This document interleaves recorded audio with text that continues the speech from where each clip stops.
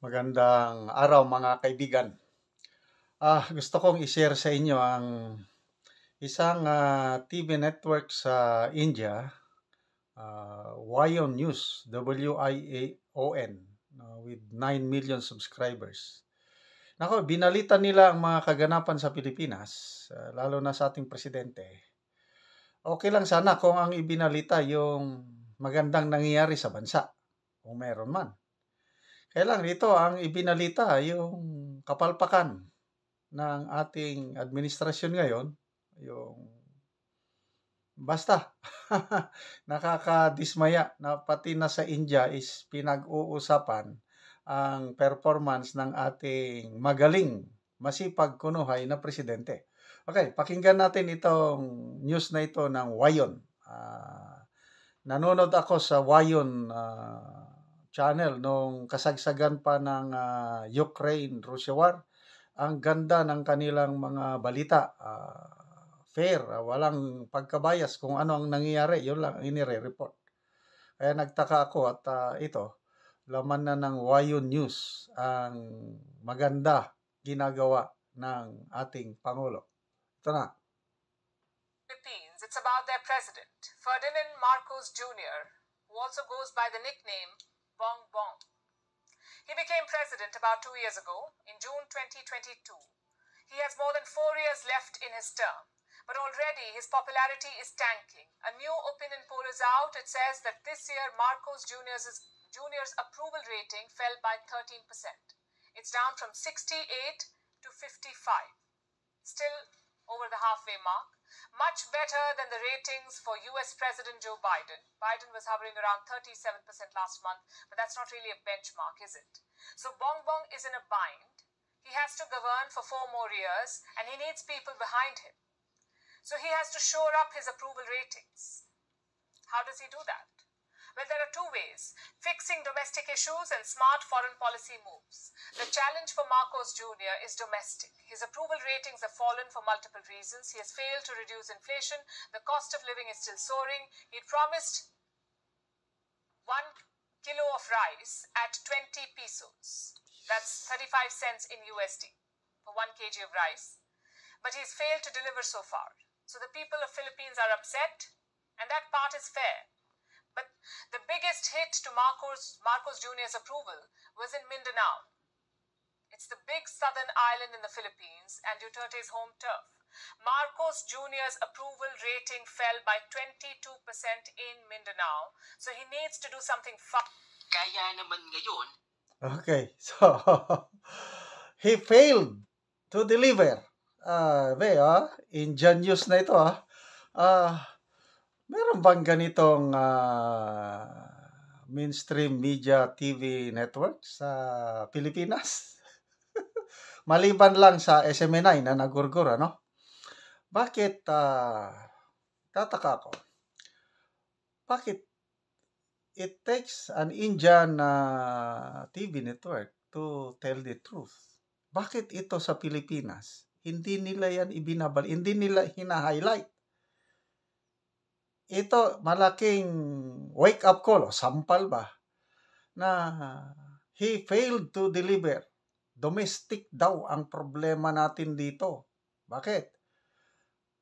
This administration failed to curtail o stop ang inflation. Pataas ng pataas ang inflation. Laking problema nila. Pinagmayabang ng Pangulo natin nung SONA. Maalala ko, nung SONA last year, sabi niya, kaya nating napatunayan nating pababain ang inflation. Ang sinasabi, basta maalala ko na ang target by the end of 2023, nasa 2% na lang yan. Yun daw ang projection, 2%. Anong nangyari? Wala, pataas ng pataas. Ano ba ngayon? 3.9% ang inflation. Tapos ang projection ng mga economists, mag-peak pa daw ito inflation by July. Pakaabot na ng 4 to 5% ang inflation. Kaya napakasakit ang ulo ng administrasyong ito, paano nila labanan ang pagtaas ng presyo dahil halos lahat umaaray na eh. Kahit mga yung middle class, ano, may nabasa akong article ni Mr. Sito Beltran. Sabi ni Mr. Sito Beltran na columnist ito ng Philippine Star. Mga kaibigan ko, kilala ko. Okay. Nagtitipid na rin dahil sa inflation. Dati daw, mga kaibigan niya, anytime they can go out and eat outside sa mga mamahaling restaurant. Ngayon, hindi na daw. Once a month na lang kasi hindi na kaya. Kasi halos na doble na ang binabayaran nila doon sa mga mamahaling kainan. Hindi na daw kaya ng every weekend. Once a month na lang daw. Tapos, nagtitipid na daw yung ino-order ng una, marami. Ngayon, yung magkain talagang pinipili na lang. Ganon. Kung ang mga kaibigan ni Mr. Sito Beltran hindi naman, mga super yaman siguro, nasa class B, class C, naapektuhan sa pagtaas ng presyo, how much more itong mga kababayan natin yung nasa laylayan. Okay? So, kung ano-ano na lang iniisip ng gobyernong ito para mapababa, lalo na yung presyo ng bigas. Nabanggit ng Indian News yung promise na 20 pesos per kilo of rice. Alam nila yun eh. They failed. Wala, nasaan na? Kaya sikat na sikat ngayon yung Bisayang kanta na asa na ang 20 pesos per kilogram of rice. Asa na to? Wala na. Mabuti ang Department of Agriculture, they are honest enough to admit na imposible na napakahirap abutin yung 20 pesos per kilo of rice. Kaya ang ginawa ngayon, meron silang gagawin nilang 29. At least medyo 20 na. Bakit 29? Kasi very controversial decision ng administrasyong ito yung pinababa nila ang tariff, yung buwis ng imported rice from 35% magiging 15% na lang. Anong rason? Para daw mapababa ang presyo ng bigas maging 29 pesos para sa mga pobre. Sabi ng mga economists, sabi ng mga nasa rice traders, hindi, imposible daw na maging 29. Pwede, mga 40 kung ibaba talaga ng mga importers. Kaya, yung 29, ano lang daw yun? Kailangan pa rin ng government subsidy para makaabot ng 29. At yung 29 na yun, presyo ng bigas is para sa mga 4-piece.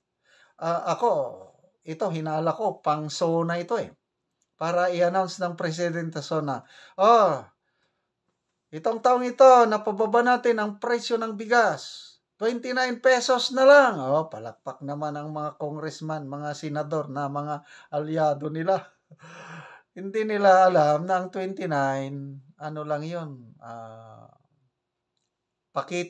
papogi lang yun. Kasi ang makakabili, mabibili yun dahil may subsidy. Tapos, para lang sa 4-piece, paano yung mga ibang Pilipino hindi kasama ng 4-piece? Di wala rin yun. Kaya, bagsak ang popularity Bongbong Marcos sa Mindanao, more than 20% ang decrease ng popularity ng presidente sa Mindanao. Kaya tignan nyo kung ano-ano na lang ginagawa dito sa Mindanao. Binubuhusan nila ng ayuda. Sige, bigay pa kayo ng ayuda. Walang problema.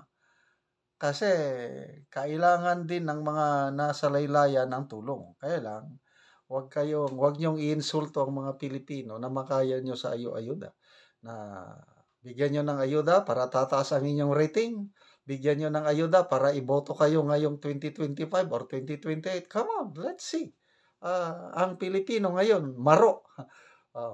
kung talagang umiepekto yung ayuda, bakit si Speaker Romualdez mulat sa poll, sige nang kabigay ng ayuda. Bakit hindi man lang siya makakuha ng 1% sa mga presidential surveys na ginagawa?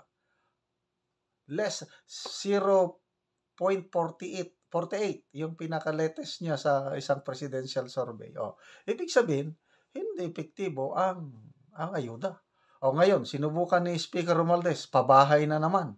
Maglalaan daw siya ng 10 billion pesos para itulong sa mga beneficiaries ng pabahay program ng gobyerno, panghulog daw sa renta. Sige, come on. Tulong lang. Total, pera naman yan ng taong bayan. But ulitin ko, hindi nyo kayang lokohin ang lahat ng Pilipino. Nag-iisip na ngayon ang mga Pilipino. Alam ng mga Pilipino ngayon kung sino ang may tunay na malasakit at sino yung mga, sabi ni Ted Filon, mga nagpapanggap na mga lingkod bayan, kailang mga kawatan. Kaya bilang Pilipino, isisiwalat ko ang pagnanakaw ninyo. Mabuhay ka, Mr. Ted Filon, sa iyang panata ng nambubudol sa Pilipinas.